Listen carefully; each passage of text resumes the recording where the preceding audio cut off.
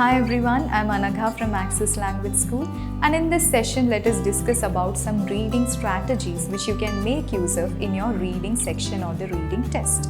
Now, in our day-to-day life, we make use of multiple levels of strategies in order to read different kinds of text or different kinds of literature. You might not be using the same strategy which you adopt while reading your textbook when you read a novel or a short story. In similar way, we need to adopt different kind of strategies in our reading test. Usually we use this method of skimming, which I had already mentioned in one of the earlier sessions, in order to obtain a general understanding of the text or the passage which is provided. And also the reading pace of one person greatly differs from that of other person. Some people tend to read very fast, whereas some other people they tend to read very slow. Now let us discuss about three main reading strategies. They are, first of all, skimming, second one is scanning, and the third one is reading for details. Now let us discuss about the first strategy, that is skimming. We had already had a great discussion about it, but still let me mention about this particular thing.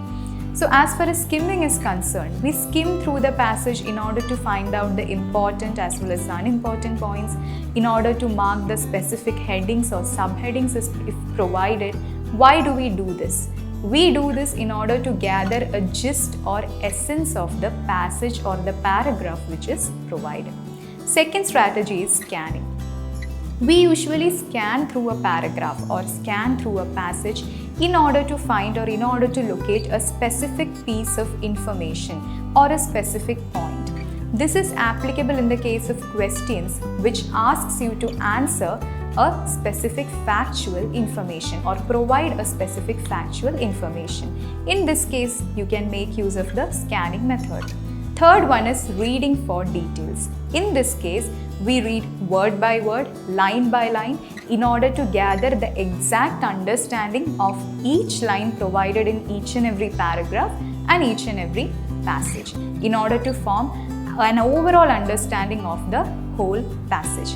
Now, for some of the questions, you might not be able to find answers if you adopt the above mentioned first two categories. In that case, you should adopt the third category or the third strategy.